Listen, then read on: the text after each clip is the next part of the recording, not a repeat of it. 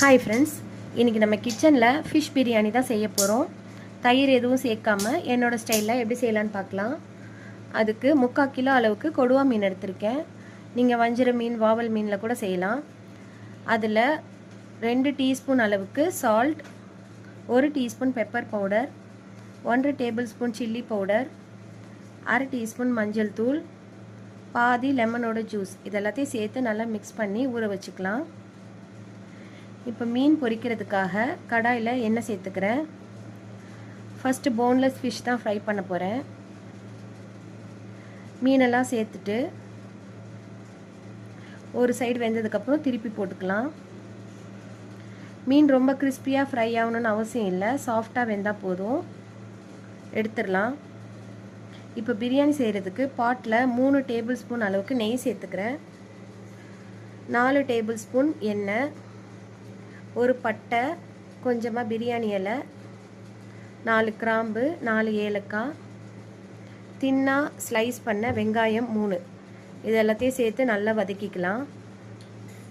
சைடில் 10 பல் பூண்டு, 15 கிராம் இஞ்சி, 4 பச்சை மிளகாய் இதை க்ரஷ் பண்ணி ரெடி பண்ணி வச்சுக்கலாம்.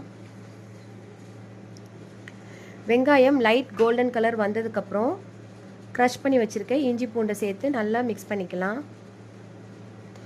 வெங்காயம், இஞ்சி பூண்டு எல்லாம் நல்லா ஃப்ரை ஆகி வந்ததுக்கப்புறம் அதில் 1 tablespoon chilli powder, 1 pinch மஞ்சத்தூள், 1 கை அளவுக்கு புதினா மல்லியில சேர்த்து மிக்ஸ் பண்ணிக்கிறேன்.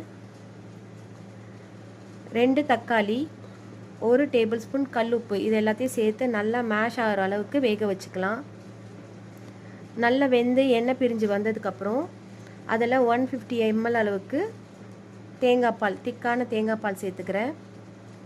1 டீஸ்பூன் சோம்புத்தூள், 1 டீஸ்பூன் பெப்பர் பவுடர் இது எல்லாத்தையும் நல்லா மிக்ஸ் பண்ணிவிட்டு ஃப்ரை பண்ணி வச்சுருக்க போன்லெஸ் ஃபிஷ்ஷையும் சேர்த்துக்கலாம். தேங்காய் பால் கூட சேர்ந்து மீன் நல்லா வேகட்டும். இப்போ ரைஸ் ரெடி பண்ணிக்கலாம். பேனில் 1 டேபிள் ஸ்பூன் அளவுக்கு நெய் சேர்த்துட்டு ஊற வச்சுருக்க 2 கப் சீரக சம்பா ரைஸை தண்ணி இல்லாமல் சேர்த்து ஃப்ரை பண்ணிக்கிறேன். இந்த மாதிரி ஃப்ரை பண்ணுறதுனால ரைஸ் நல்லா ஃப்ளேவராக இருக்கும். சைடில் 3/2 கப் அளவுக்கு தண்ணி சூடு பண்ண வச்சுருக்கேன். அதையும் சேர்த்துட்டு உப்பு சேர்த்து வேக வச்சுக்கலாம். இப்போ நம்மளோட ஃபிஷ் மசாலாவும் நல்லா வெந்துருச்சு. நான் ஃபிஷ்ஷெல்லாம் நல்லா உடச்சி விட்டேன். தேங்காய் பால் கூட சேர்ந்து வேகையில் சூப்பராக இருக்கும். ஃபைனலாக ஒரு லெமனோட ஜூஸ் சேர்த்து ஆஃப் பண்ணிக்கலாம். நம்மளோட ரைஸும் நல்லா ரெடி ஆயிடுச்சு. ஃபிஷ் மசாலாவை 2ஆக பிரித்து வச்சுக்கிறேன். வெந்த ரைஸை பாதி சேர்த்துக்கலாம்.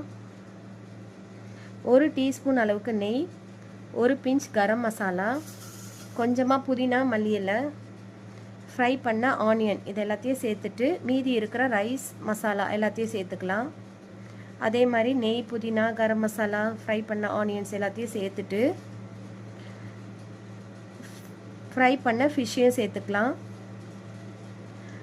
7லேருந்து 8 நிமிஷம் தம்மில் வச்சு எடுத்துக்கிறேன்.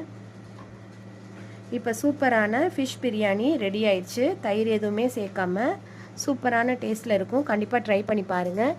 இப்போ நம்மளோட ஃபிஷ் பிரியாணியை சாப்பிட்டு என்ஜாய் பண்ணலாம்.